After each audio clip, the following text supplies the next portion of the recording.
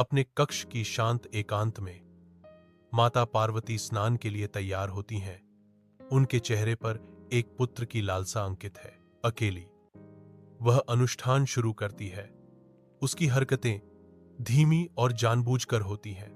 प्रत्येक हाव भाव अनकहे इच्छा से भरा होता है। कोमल चालों से वह अपने शरीर से उबटन हटाती है। पेस्ट खिसक उसकी दिव्य रूप को प्रकट करता है। जैसे ही उबटन हटता है, उसके भीतर एक नया उद्देश्य जागता है। एक मां का संकल्प उसके हाथों में आकार लेता है। केंद्रित इरादे से वह पेस्ट को आकार देना शुरू करती है।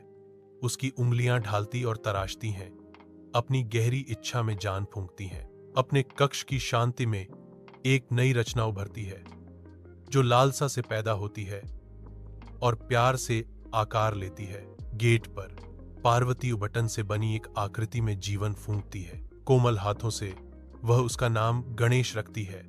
उसे एक पवित्र कर्तव्य सौंपती है। गणेश अब बैठे हुए अटूट आज्ञाकारिता का प्रतीक है। पार्वती आज्ञा देती हैं, जब तक मैं स्नान न कर लूं, किसी को अंदर न आने देना। गणेश सिर हिलाता है। उसका संकल्प उसकी मां के आदेश के भार को प्रतिध्वनित करता है। द्वार दिव्य आदेश और परे की दुनिया के बीच एकमात्र सीमा के रूप में खड़ा है। द्वार पर भगवान शिव आगे बढ़ते हैं। उनका प्रवेश करने का इरादा स्पष्ट है। गणेश दृढ़ता से आगे बढ़ते हैं, शिव के मार्ग को अटूट संकल्प के साथ अवरुद्ध करते हुए। शिव आज्ञा देते हैं, मुझे अंदर आने दो। बौद्ध गणेश दृढ़ता से खड़े होकर कहते हैं, मैं तुम्हें प्रवेश करने की अनुमति नहीं दे सकता। यह माता पार्वती का आदेश है। अराजक युद्ध के मैदान में शिव का क्रोध एक बहरा कर देने वाली दहाड़ में फूट पड़ता है। क्रूर शक्ति के साथ शिव अपना त्रिशूल उठाते हैं, जो विनाश का प्रतीक है। त्रिशूल उतरता है, गणेश पर एक घातक प्रहार। गणेश का सिर धड़ से अलग हो जाता है। उनका स्वरूप अंतिम मौन समर्पण में ढह जाता है।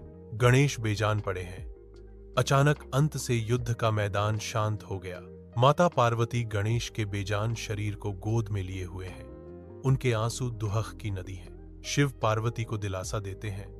उनकी आवाज निराशा के बीच आशा की किरण है। पार्वती, निराश मत हो, मैं अपने बेटे को वापस लाने का रास्ता खोजूंगा। शिवा अपने सेवकों को आज्ञा देता है, उत्तर की ओर जाओ और मुझे पहले प्राणी का सिर लाओ जिसे तुम पाओ। सेवक एक विशाल हाथी का सिर लेकर लौटते हैं। शिव अपनी दिव्य शक्ति से घोषणा करते हैं, अपनी शक्ति से मैं जीवन वापस लाता हूं। उठो गजानन।